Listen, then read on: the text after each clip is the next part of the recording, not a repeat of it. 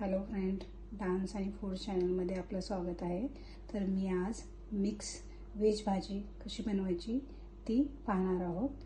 तर त्यासाठी लागणारे साहित्य, मी थोडीशी फुलगोबी घेतलेली आहे, गाजर घेतलेला आहे, थोडासा बीन्स घेतलेले आहेत, शिमला मिर्च, मटर आणि पनीर तुम्ही नाही घातलं तरी चालेल, माझ्या मुलांना आवडतं म्हणून मी घातलेलं आहे। त्याचबरोबर बटाटा, मी एक कांदा वाटून घेतलेला आहे, अद्रक लसूण पेस्ट 2 वाटी, टमाटरची प्युरी घेतलेली आहे।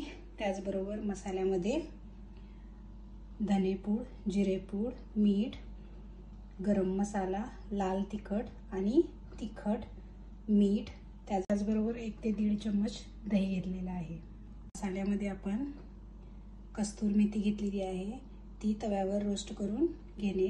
त्याचबरोबर 1 लवंग, दालचिनी, त्याचबरोबर 1 फूल घेतलेलं आहे आणि इलायची 2 घेतलेली आहेत, मोठी इलायची घेतलेली आहे आणि तमालपत्री घेतलेली आहे।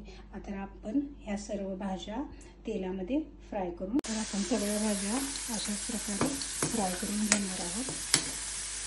तुम्ही पाहू शकता आपल्या भाज्या सर्व तळून झालेल्या आहेत। मी मटार आणि शिमला मिरची शिजताना टाकणार आहे। तुम्ही पाहू शकता सर्व भाज्या आपल्या तळून झालेल्या आहेत। तुम्ही भाज्या शिजवून सुद्धा घेऊ शकता। तर आता आपण यामध्ये 2 चमचे दही टाकू, त्याचबरोबर 1 चम्मच अद्रक लसूण पेस्ट टाकून यामध्ये आपण आता सर्व खडे मसाले टाकून घेऊ आणि छान परतून घेऊन कांदा सुद्धा छान परतून घेऊया। आपण कांद्याला छान तेल सुटेपर्यंत परतून घ्यायचं आहे आणि त्यानंतर त्यामध्ये टोमॅटो प्युरी टाकून छान परतून घेणार आहोत। तर यामध्ये आपण टोमॅटोची प्युरी टाकून छान भाजून घेऊ। आता यामध्ये आपण 1.5 चमचे अद्रक लसूण पेस्ट टाकून छान भाजून घेऊन त्यामध्ये मटार आणि शिमला मिरची टाकून छान त्यांना शिजवून घेऊ। मटार आणि शिमला मिरची छान भाजून घेऊ। आता आपण सगळे मसाले घालून घेऊ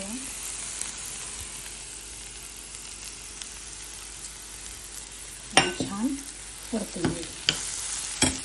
त्यामध्ये आपण आता सर्व भाज्या आपल्या टाकून घेऊ फ्राय केलेल्या। त्यामध्ये आता गरम पाणी टाकून आपण सगळ्या भाज्या शिजवून घेऊ।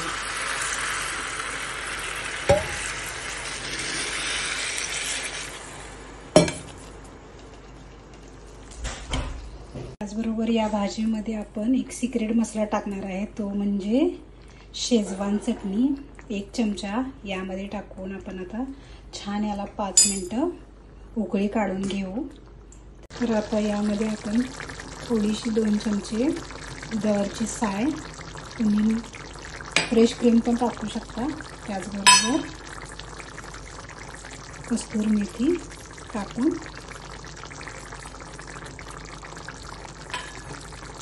तर तुम्ही पाहू शकता आपली मिक्स व्हेज भाजी तयार झालेली आहे। तर आपण आता याला बाउलमध्ये काढून घेऊ। तुम्ही पाहू शकता आपली भाजी किती छान झाली आहे। आता यावरून थोडीशी कोथिंबीर टाकून आपण ही भाजी खाऊ शकतो। जर माझी रेसिपीज तुम्हाला आवडत असतील तर माझ्या चॅनलला लाईक करा, शेअर करा आणि सबस्क्राईब करायला विसरू नका। थँक्यू।